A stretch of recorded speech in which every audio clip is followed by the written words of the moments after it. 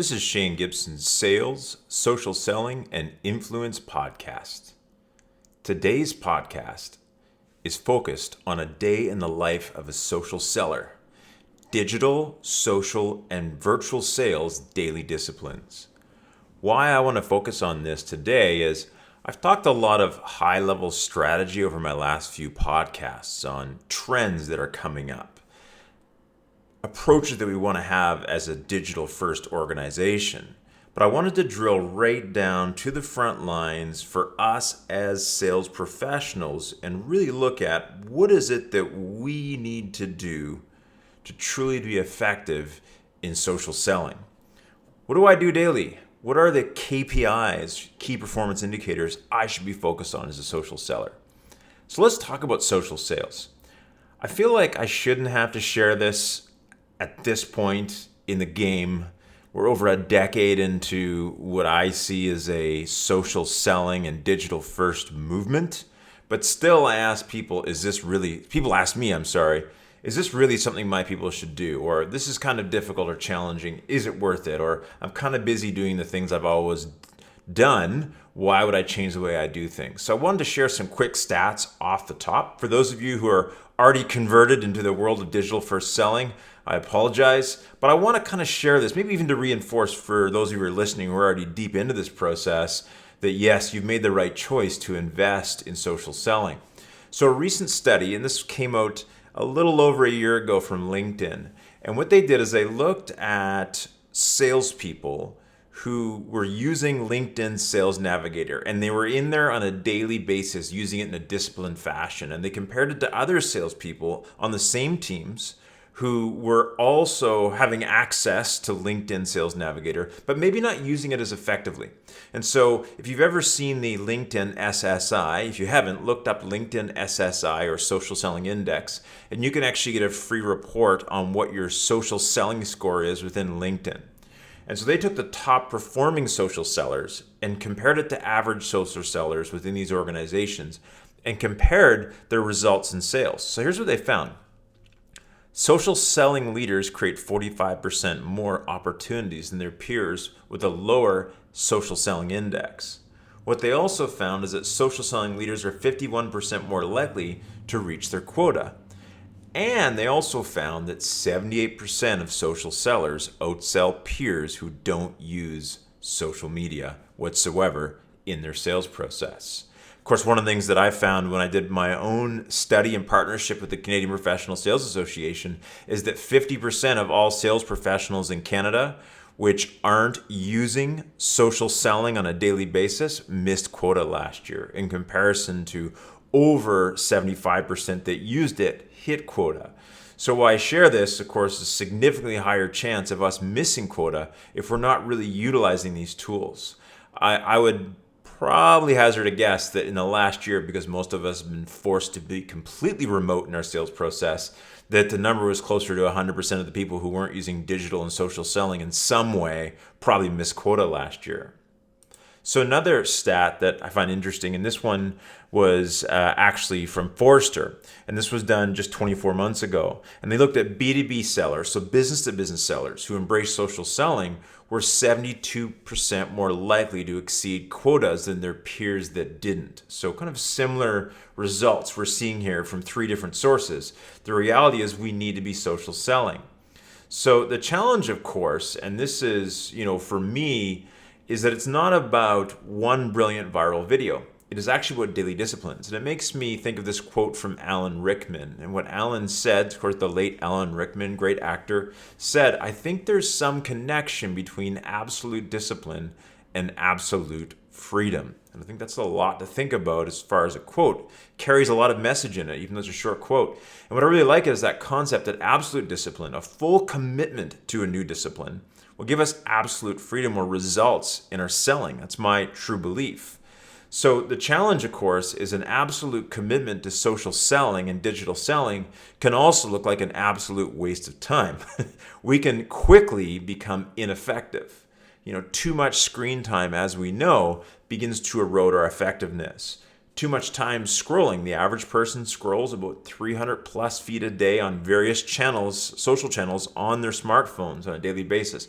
Most of that, I would guess, is not highly effective. It's habitual. It's a nervous activity for many of us. It's a distraction.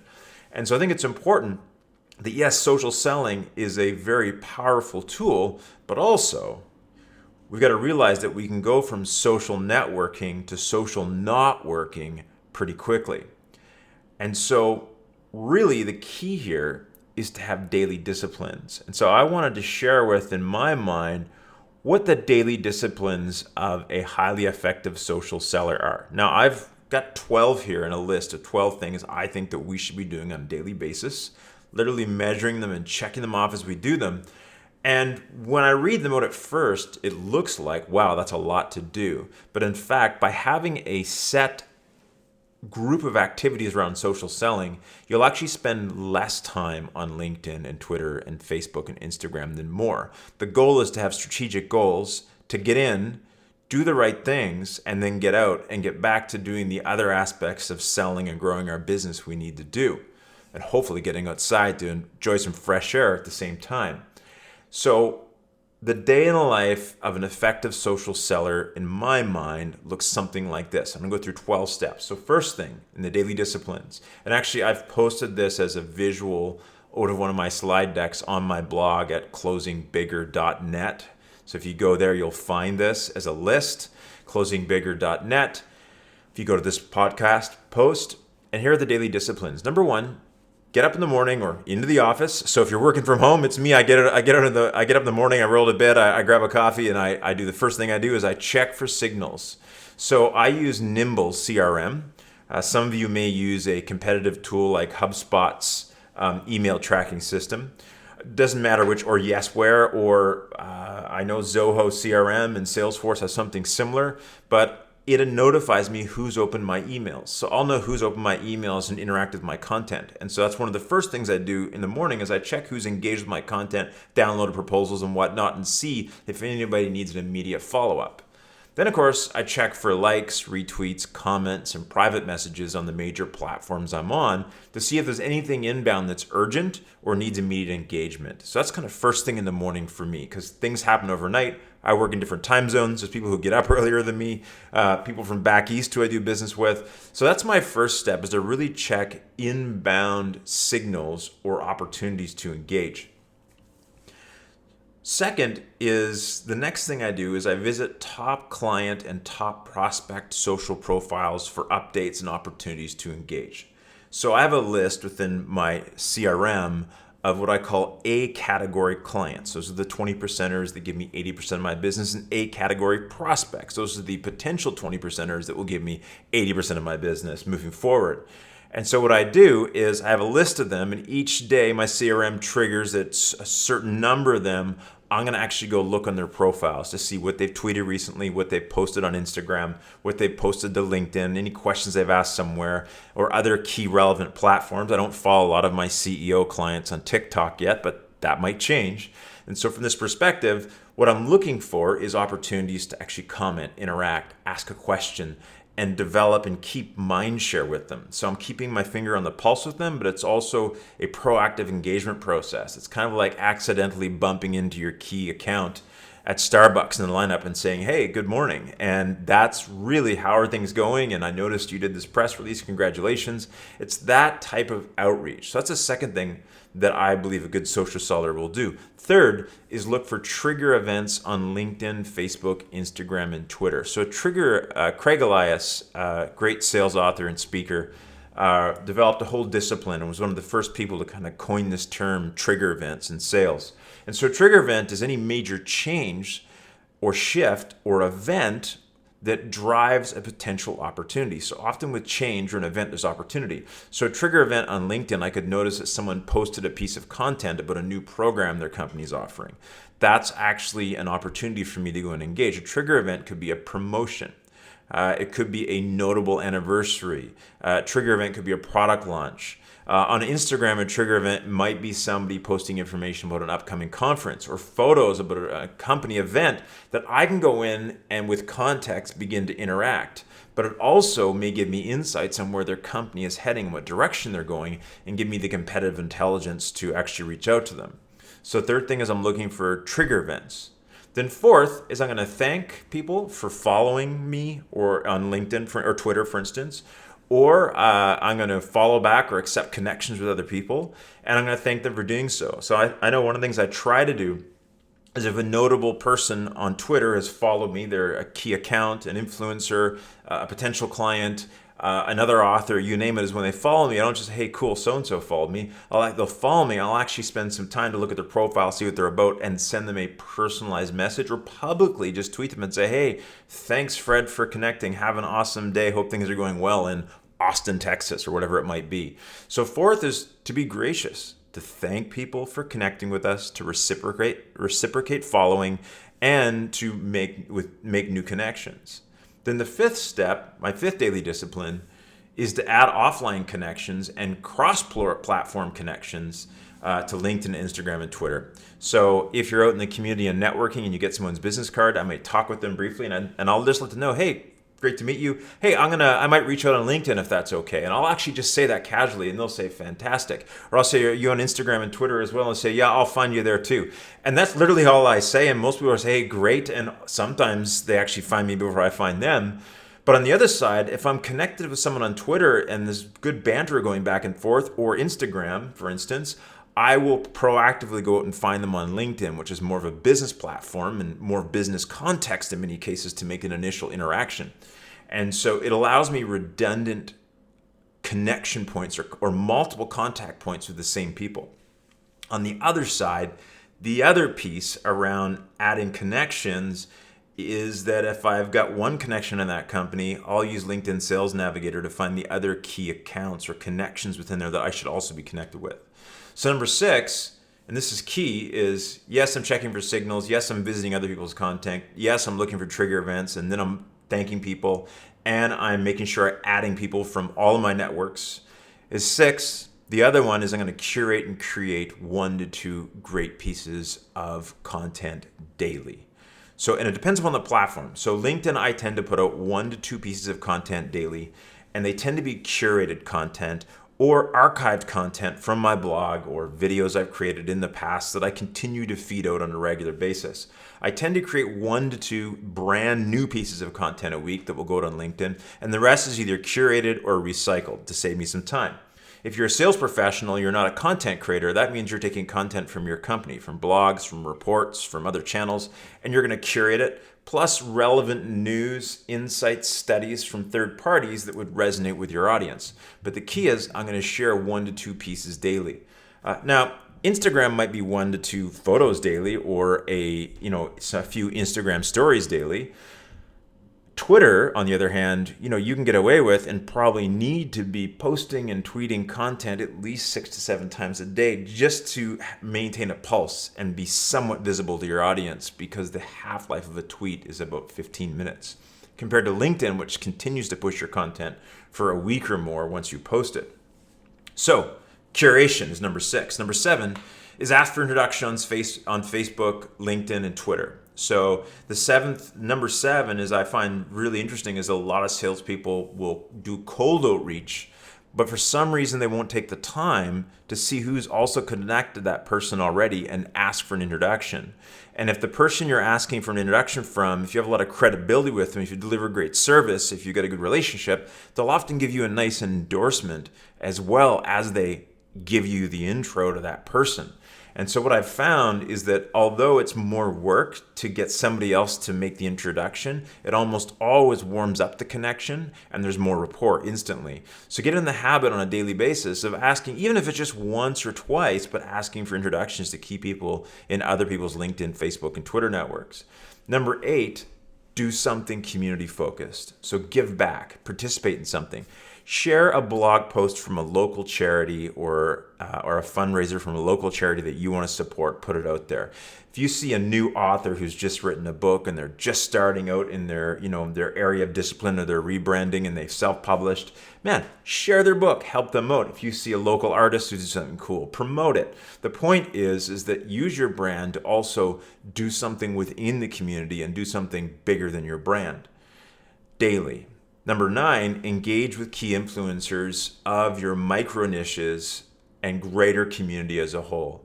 So yes, I've got A category prospects and A category clients that I engage on social, but I also have key people that influence audiences like them that daily I find a way to interact with them. I might be just commenting on their posts and getting involved in the conversations, but sometimes it's actually asking them the question or engaging them at a deeper level, maybe through potential partnerships, for instance, or joint ventures, you name it. Then 10 is send content to key accounts for lead nurturing as prompted by my CRM. So some of the things that I do, part of social selling, is once I've developed a relationship with somebody, they don't just live on Twitter or LinkedIn, they end up in my CRM. For me, it's my Nimble CRM. And then every couple of weeks, Nimble reminds me that I should probably reach out to that A category prospect with something value added. And then I have a list of touches that I could utilize. So it's an archive of sort of evergreen blog posts on key pieces that VP of sales would resonate with them on, how to hire the right person, or how to lead a social sales team, or 5 tips to creating a strong sales enablement program. And there's some key podcasts and pieces of content that I just send out to them every couple weeks. Or sometimes it might even just be an invite to an event, or a, hey, by the way, congratulations on whatever's happening in their business. But the key factor here is that number 10 is that you need to have a proactive process for reaching out and engaging key accounts. Some reminders. So great, you've made this good connection on LinkedIn. They've accepted your connection. You've done an initial meeting. It hasn't gone anywhere yet. It might not for a couple quarters, but you need to stay in touch. And so that needs to be scheduled in your CRM. Number 11, and this is key, is proactively reach out to new prospects with context. And so a lot of what I've talked about so far is about nurturing existing relationships, being a good community member, sharing good content. And from content, people are going to engage your content, create conversations and relationships. But it takes a while to build that momentum where you have such a brand as a sales professional that the business comes to you. So while you're doing this, you want to be proactively reaching out to new prospects with context, which means you want to use a tool like LinkedIn Sales Navigator, or other social media monitoring tools that are effective for Twitter and Instagram, for instance, to do this as well. And that is LinkedIn Sales Navigator will let you know, here's your A category prospects, and here's 5 or 6 things they recently posted, or here's what's happening in their company. And why that's important is it feeds that information to you so that when you're reaching out to that prospect, there's even a suggestion, for instance, in the message box of LinkedIn Sales Navigator. It says this person just interacted on these 3 posts and they just posted this content. And so why I share this is that if I go in and read what they've been up to and I understand what's happening in their company, I'm not sending spammy, generic, garbage pitches through LinkedIn or by email to people. Instead, I'm sending them an email based upon something I observed that's only about them. And that's a real key, is proactive outreach with context. And then number 12 is get sociable. I love to bring this concept up again and again. This concept of getting sociable, as Steven Jagger and I kind of coined sort of the term, so to speak, from a social media perspective over a decade ago. The idea of getting sociable is using the internet to get off the internet. In other words, don't get diluted with the fact that, oh, I've added 300 LinkedIn connections, I'm awesome. Well, how many of those LinkedIn connections have you actually had a real phone conversation or a Zoom meeting with, or met in person and deepened the relationship in a way that it got real, and now they're truly a valid connection that you've got rapport with and some depth with? So my suggestion is number 12, the biggest and most important daily discipline is that you're getting sociable daily with some of these key connections, which means that you're not using LinkedIn, Twitter, and Instagram to sell your product or service as a sales professional. I believe you're using all of these platforms to sell the appointment, to sell the phone call, to sell the Zoom meeting. That's what we want to do. And then let that person-to-person selling skill really kick in. And that's what gets the deal. So quickly reviewing our 12 disciplines. These are 12 daily disciplines. Number 1, check for signals. Anything inbound or alerts. Number 2, visit key prospects' profiles to see if you can engage. Number 3, look for trigger events. Number 4, thank and follow people back. Don't be collecting connections and not engaging and thanking people. Number 4, add offline connections you meet to, for instance, LinkedIn or Twitter or Instagram, whatever you're using. But in addition to this, you got a bunch of Instagram connections. See how many you can get on LinkedIn and vice versa to create some redundancy. Number 6, curate at least 1 to 2 great pieces of content daily on each platform. I would say Twitter, it's more like 6, 7, 8, 9, 10, but the other ones 1 to 2 is fine. Number 7, ask for introductions on LinkedIn and Facebook and Twitter from your trusted connections. Number 8, do something community focused that's bigger than your brand. Number 9, engage with key influencers. Number 10, send content to key accounts for lead nurturing as prompted by your CRM. That's long-term funnel building that you've put together. Number 11, proactively reach out to new prospects with context on LinkedIn, Twitter, Instagram, you name it. And number 12 is remember, it's about getting sociable. It's about using the internet to get off the internet, or at least using these loose connections as an opportunity to have a deeper connection through phone, through Zoom, through Microsoft Teams, whatever platform you use, or in person when possible. So, wrapping this up, I know it's a lot. It's just 12 daily disciplines. Go through them. Think about it. How can you fit them in your day? Break it up into, 4 disciplines in the morning, 4 just after lunch, 4 for the end of the day. And I'm sure you can, with literally 35 to 55 minutes a day, you can get most of that done if you're really focused and systemized. So wrapping this up, part of this around these daily disciplines is also the ethos or the attitude we approach them with. So let's think about this. You don't want to go viral, you want to go valuable. So stop creating content because this meme is going to get shared, which is a nice to have. It gets you in the algorithm. You're going to game the system, but it's probably not going to tap into the key driving motivators and build credibility with that vice president of marketing that you're trying to connect with, right? Or that CTO you're trying to develop credibility with. So develop and share content that's valuable to your audience. Context bound is what we want to think about, not inbound or outbound selling. So it doesn't matter if the lead is coming in or if you're going out to connect with them, you need to have context in that conversation. That only comes if you really engage them on social and you really do a good job of evaluating and pulling all the data out of their social channels. Don't think, and this is the other key piece, is don't think 15 interactions per day, because it's easy to say, I'm going to reach out to 15 different people per day on LinkedIn and I'm doing awesome. That could just be a whole lot of noise. Instead, think, I'm going to have 15 value-added interactions per year with 200 really great potential and existing accounts. And it just so happens that boils down to 15 actions a day, but you've got to think about bringing each and every one of your connections through this process of ongoing lead nurturing and connections. Jay Levinson, father of guerrilla marketing, actually coined the term. Incredible marketer. One of the things he shared with me many years ago is it takes 9 conscious interactions with the brand to convert someone to be a first-time buyer, right? Whether you see it on the TV and you see it on a billboard and you see an internet ad and a friend talks about it and then you get a direct mail piece and the whole 9 yards. But the whole point is that it takes about 9 conscious interactions where you actually could recall when you've seen that brand to convert. But the reality is we only absorb about 1/3 of the brand messages and interactions and consciously can recall them. So what does that mean is that it's more about like 27 interactions to convert overall with the brand and the individual people within that organization.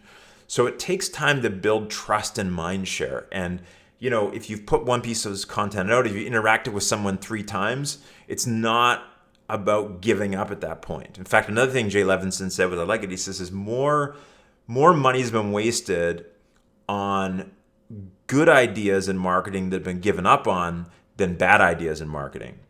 And so what he really is talking about is people have given up on good ideas too soon. And so it takes consistency and discipline and ongoing interaction and trust building to truly build a magnetic, strong social brand as an individual or as an organization. And while you're building that magnetic, trustworthy brand, you need to eat. Okay, so this is really important. You need to eat. You need to bring revenues in. So that means that although I'm a big believer in sharing great content and engaging and building this valuable brand where people reach out to you and want to do business with you, and where every call is a warm call, the reality is while you're building that, which might take quite a long time to build, you also need to get proactive with that context-bound outreach, asking for new connections, cold prospecting with context, and make that part of your daily discipline, even if it scares you half to death. Part of it is you gotta make those steps to proactively outreach to new connections. One of the final things about discipline is that when we first start doing a new activity, taking up a new sport, any type of new discipline, it feels unnatural, right? It's a bit of a grind. We have to consciously work through our checklist daily. But after a while, it'll just become part of what you do and who you are, and social selling will become natural and intuitive for you. This is Shane Gibson's podcast from closingbigger.net. If you want to pick up my latest book, it's called Real Results in a Virtual Economy. You can find it on Amazon.com. Great book for organizational leaders and sales leaders. If you want to book me for your next conference to talk about social selling and digital first organizations, you can email me, shane@salesacademy.ca.